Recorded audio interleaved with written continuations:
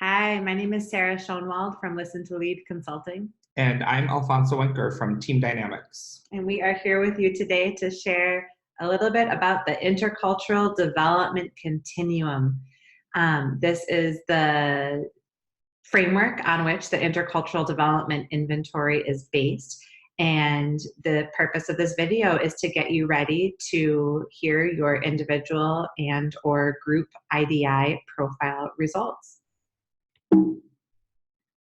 Our primary objective for this session is to help you understand and learn what we call the mindsets of the intercultural development continuum so that you can prepare to get those results. So you may be engaging after this in some development work, some workshops, some training, or some coaching with one of our trainers. The purpose of this recording is really just to make sure that you understand those mindsets so that you can apply them to whatever personal or group development that you're doing.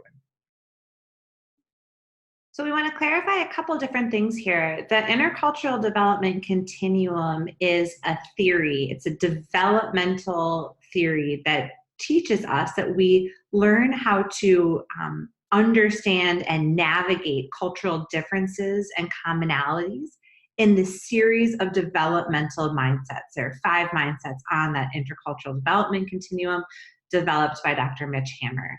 The measure of where we are on that continuum, which mindset we are currently experiencing differences and commonalities through, is called the Intercultural Development Inventory. That's that assessment that you took online. Short is the IDI. And then our mindset will tell us how are we currently experiencing differences and commonalities. When we understand what our mindset is, so it describes the way that we are experiencing cultural differences and commonalities right now, and it prescribes what kind of development we should be doing to build our capacity. So if you're the kind of person that likes to write or take notes or follow along with a worksheet, you should have received a PDF of the slide that you're looking at right now. So you will be able to follow along as we describe each of these 5 mindsets. So if you'd like to, feel free to take some notes, make a couple of doodles, or follow along with the worksheet. Or if you just want to listen along, that's just fine as well. Something for you to know is that we're going to talk through each of these 5 mindsets, and we're going to show purple, green, red, and blue words. So if you're someone that sees color, when you see purple words, you know that those are about feelings or emotions or sentiments. Green are about the strengths of that mindset. Red are about the challenges, and blue is about what we would call bridging or the growth that needs to happen to move forward in your development. So it's important to know that all of these mindsets have a feeling or a sentiment. They all have strengths and challenges, and there's something we need to be doing in every single mindset of the continuum to continue our growth and continue bridging across differences that are making a difference for us in our lives and at work. So a quick overview of the continuum. That earliest mindset that we experience is called denial, and you're going to see that on the bottom right hand of your screen. In the denial mindset, we simply miss cultural differences. Once we start being able to notice differences, we move into the mindset of polarization. This is where we see differences in terms of us and them, and we are pretty judgmental towards those differences. We tend to judge them, either negatively judging the us or the them. From there, we start to actually notice and name some commonalities. And that brings us to the mindset of minimization, where we are really, really focused on commonalities. We've moved past seeing differences as a threat, and we tend to overemphasize commonalities and miss or minimize any differences that might be at stake. From there, we move into the mindset of acceptance, which is where we are able to understand our perspective as one perspective, not the perspective. And we have the capacity to be curious about the complex cultural differences that are making a difference. Finally, in adaptation, we are more likely to be able to shift perspective and behavior to be more effective in meeting our intercultural goals. We want to break down each of these a little bit more and tell you about like we said earlier, the feelings and sentiments, the strengths, the challenges, and the opportunities for growth of each of these mindsets. We're going to start in the middle. We're going to start with minimization because minimization is a mindset that a lot of people and organizations are in, and it is likely in many contexts that you move through, you'll be experiencing the minimization mindset. There's two kinds of minimization. So it's important to remember that when we think about experiences of difference and commonality in any context, there's a dominant culture and there's a non-dominant culture. So the dominant culture is the group of people that the context was built by and for, and the non-dominant culture is a group of people that the context, the organization, the community was not built by and for. So I'm going to start with the non-dominant culture version of minimization. If I'm part of the non-dominant culture, if this culture was not built by and for me, with me in mind, with patterns that work for folks that are like me, I'm predominantly thinking about and feeling a sense of survival. I want to make it through the workday. I want to make it through this group. I want to make it through this particular community. I have a sense on the regular that it's not for me, it's not about me, and yet somehow, for some reason, I'm here, so I would like to survive it. The strength that I have in that mindset as a non-dominant person who has a minimization mindset is I'm really focused on the team. I want to be part of the team. I want the team to see me as an equal player. I want the team not to call out parts of me that are different, but really focus on my skills, my capacities as someone who's really contributing and is on board. My challenge is that I'm in a subconscious go along to get along. At some point in my experience of this organization or this place, I started to receive cues that I matter less or people like me don't do as well here. And so what started as a picking and choosing of maybe leaving some things at the door about who I am and how I am becomes a subconscious strategy to go along because I'm focused on survival and I'm focused on the team. So I may be tamping down parts of who I am that are really important to me so that I can do well in a context that wasn't created with me in mind. The work I need to do in the minimization mindset, if I'm part of non-dominant culture, and if that is the profile that I get back, is really some self-awareness work. What are the elements of my culture that are really, really important to me? How do I understand them, and how do I see them as being welcomed or not welcomed, as mattering or not mattering in this context? What are the cues and signals that I get here, and what is important to me, and how are those things maybe not a match in this current context? The other form of minimization, as I mentioned, is minimization through the lens of the dominant culture. If I'm experiencing the minimization mindset, I'm primarily focused on comfort. Things are working for me. I want everybody to be comfortable. And of course, I'm interested in the participation of people from different cultures in my company or my organization, but sometimes it feels like I'm just tolerating them. I may have some beliefs that there are certainly right and wrong ways of doing things, or there are best ways of doing things. And usually those best ways were designed by my culture. So I'm quite comfortable with them. So I'm very focused on the comfort of all team members, and in particular, a version of comfort that I've defined and that works for my cultural group. The strength is that I'm super focused on fairness and commonality. So folks in minimization who are part of the dominant culture or seeing minimization through that dominant culture lens are really thinking about policies and practices that are the same for everyone. We want everyone to have the same experience of our organization. The challenge is we assume a common experience or common values.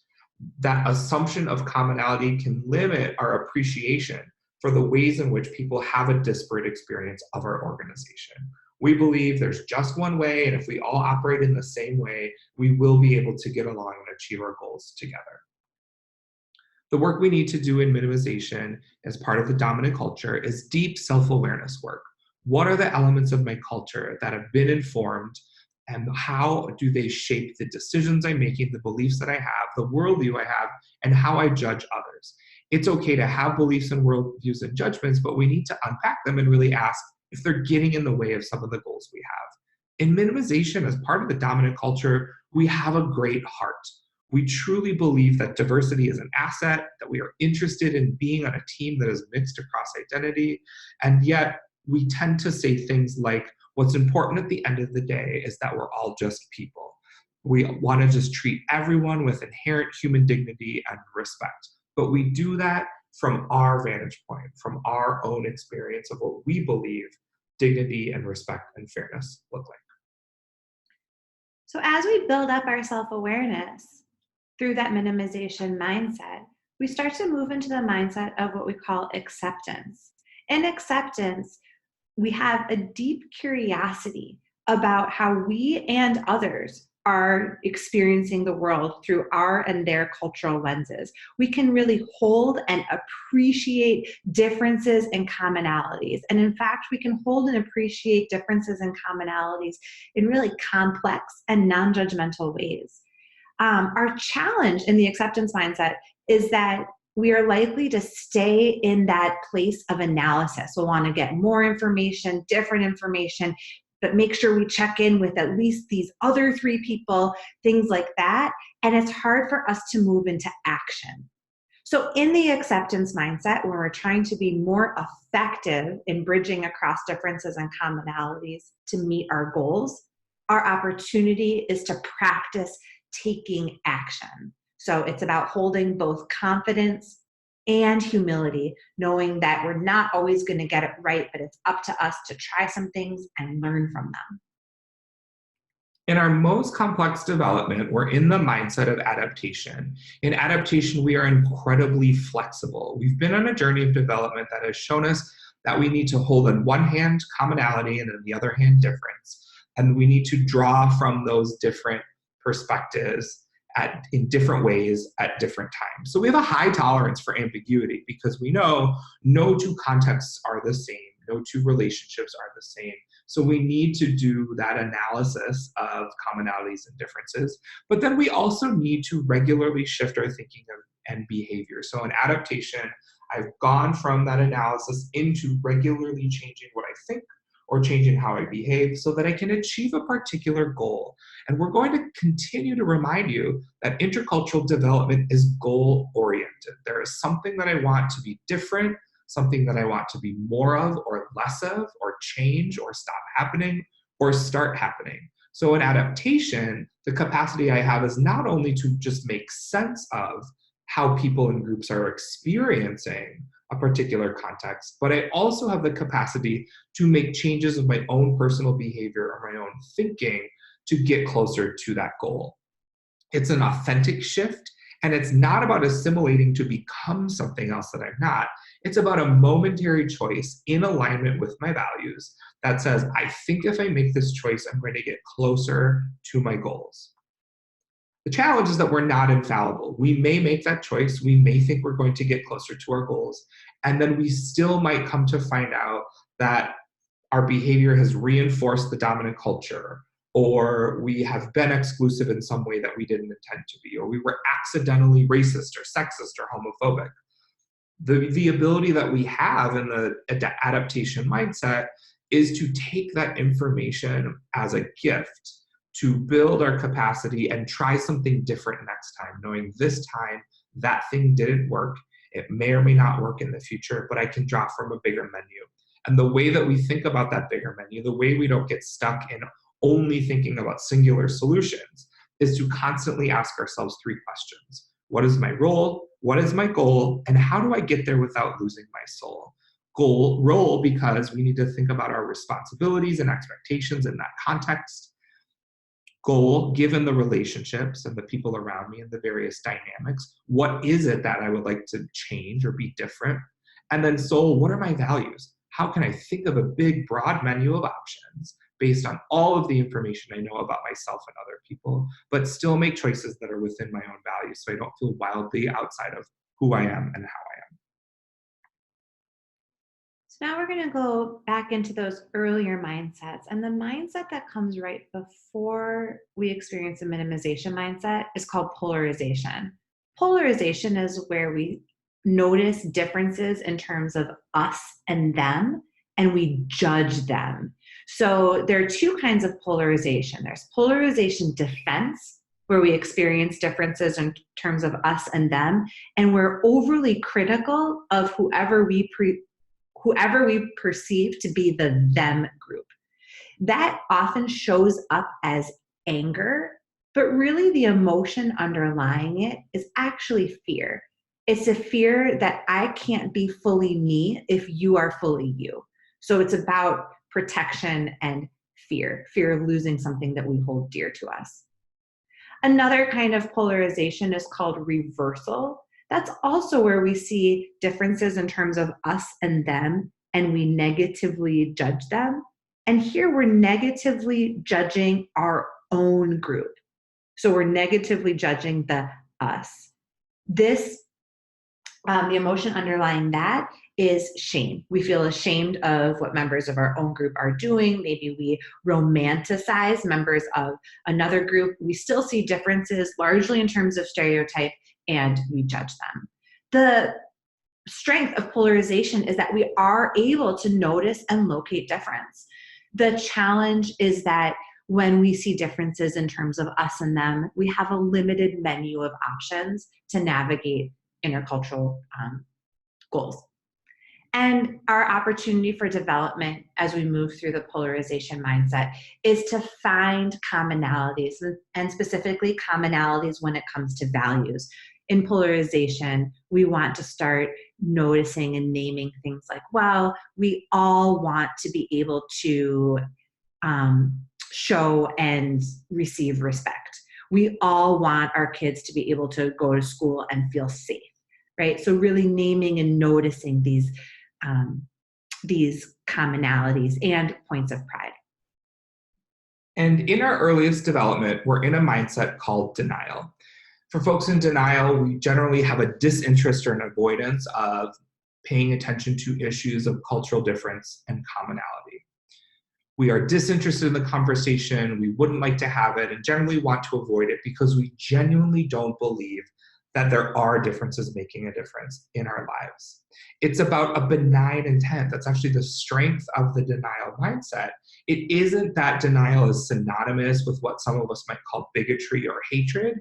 It's that folks at a certain level of development really have not considered the fact that our culture and our identities shape our day-to-day and moment-to-moment experiences across lines of difference that make a difference. So the challenge is that we miss that difference when we're in the denial mindset.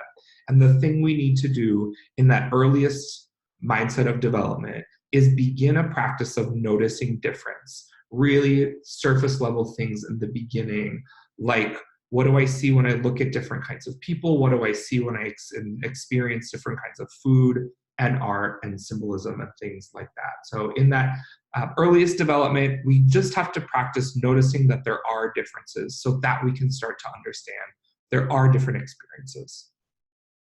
So take a moment now and look at the notes you've taken or the reflections that you've had, all of these words that we've shared about each of these 5 mindsets, from denial to polarization to minimization to acceptance to adaptation. And reflect for a moment on those words and phrases and circle a couple of elements or write a few notes down about a couple of the elements of different stages that resonate most with you. Which words and phrases, feelings, strengths, challenges, and opportunities for growth are resonating with you?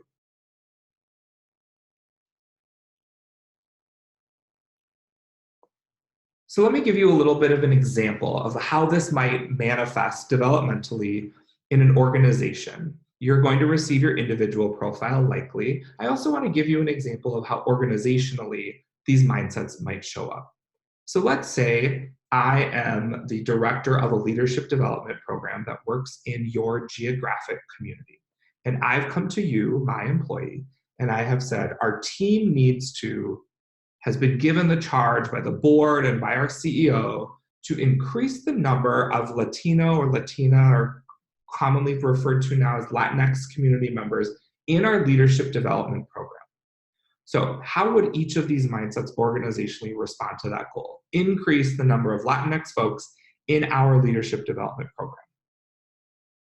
In denial, we might say something like, I don't even know why we're talking about this. That's not really an issue. People who want to be in the program should apply to it.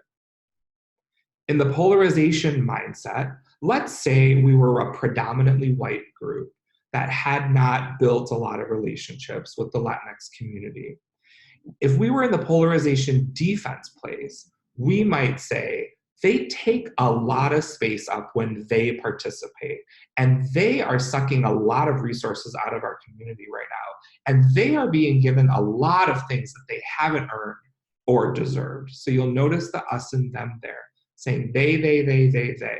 And you, beneath that is a fear that if we recruit more Latinx folks to this program, that somehow us as white folks will not be able to have a fulfilled or valuable experience. Now, on the flip side, if I'm a group of white folks in the reversal mindset and experiencing that shame, I might say something like, oh yeah, we really need to, I think the whole cohort should be people from Latinx communities. You know, we're really the problem here. We've gotten in the way for too long. I think all of us should quit our jobs. I think none of us should be on the board.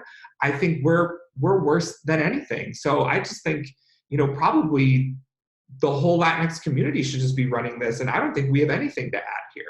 So you see in the polarization mindset, it's about extremes of fear and anger or shame, and it's really not nuanced. We live in that place. It's not a moment to moment. It is our constant and regular perspective. In minimization, I'm going to focus on dominant culture for this example.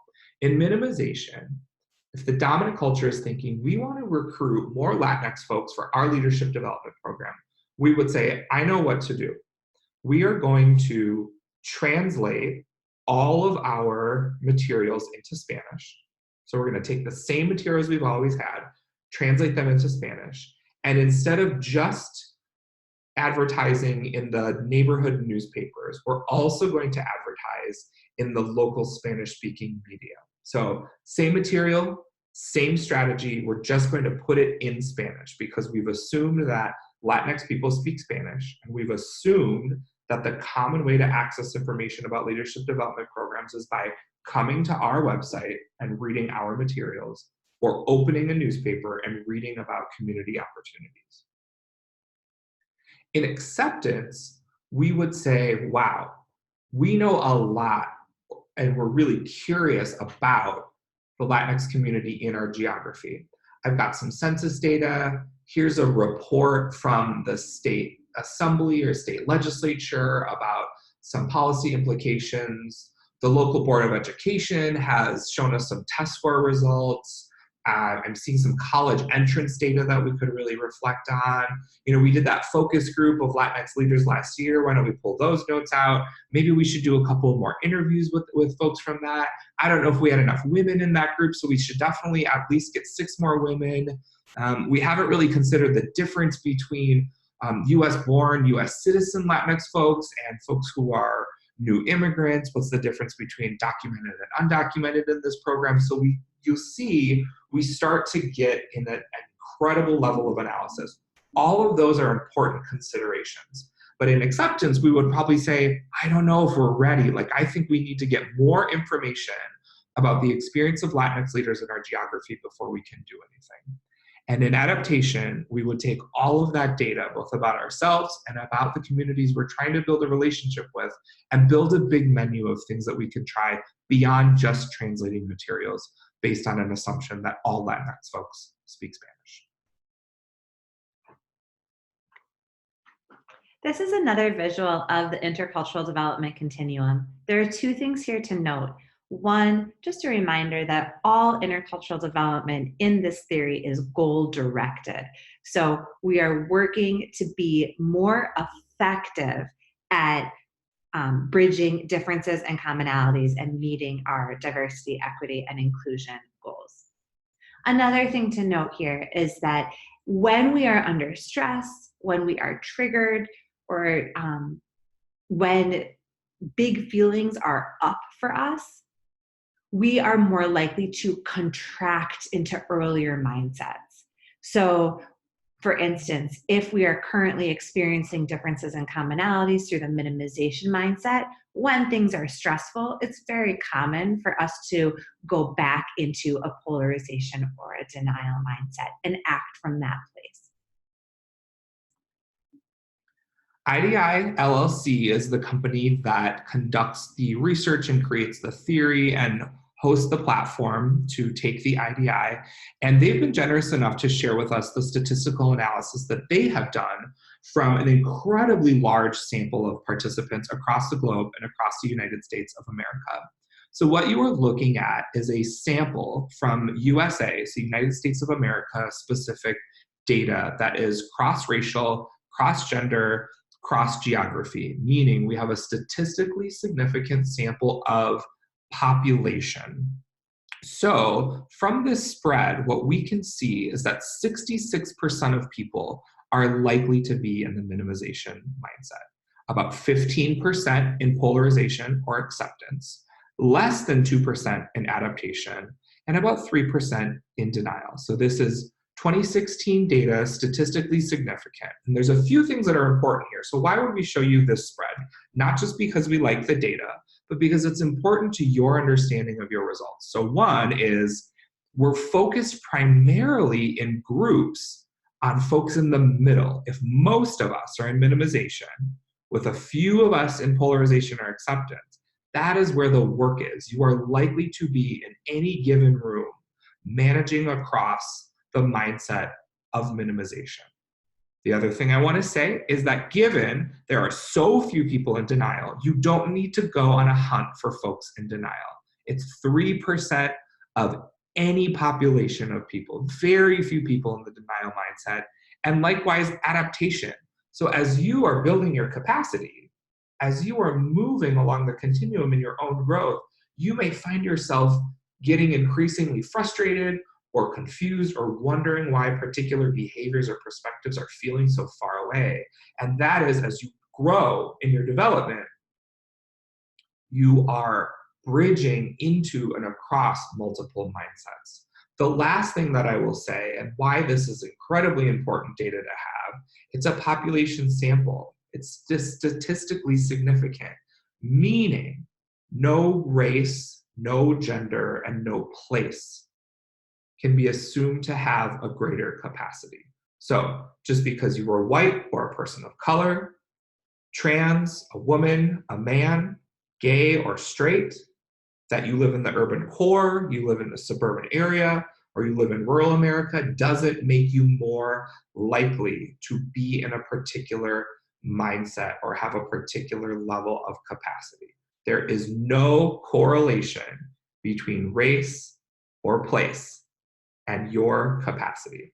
That's really important to know because sometimes we can make the assumption that because we've dated or we have a spouse who is a different race or gender, or we live in a place that has a lot of diversity across lines of difference like race and gender and class and education and immigration status, or because we have studied or researched a particular issue, we can assume our proximity to a population or an issue means that we have a greater capacity. All it means is we have a proximity to it, not a greater capacity to bridge and achieve our intercultural goals. When you get your intercultural development inventory report, you're going to see a couple different data points. One of them is your perceived orientation. This is where you believe you are on the continuum right now. So where do you believe you are, as well as where do you want to be? The next thing you're going to see is called our developmental orientation. Your developmental orientation shares with you what mindset you are actually experiencing differences and commonalities from right now. Often there's a statistically significant difference between where we believe we are, where we want to be, and where we actually are on the continuum. And that's called our orientation gap. In fact, most people statistically significantly overestimate their intercultural capacity. Finally, we have something called the leading orientation or leading orientations. And this tells us what is coming up right ahead for us in our development. That is all we have for you today. Thank you so much. You'll be getting your individual and possibly group results soon. And many thanks to IDI LLC, Dr. Mitch Hammer, One Uma Consulting, Airland Solutions, Pink Consulting, and Zemsky and Associates for their years of coaching, mentoring, and knowledge sharing.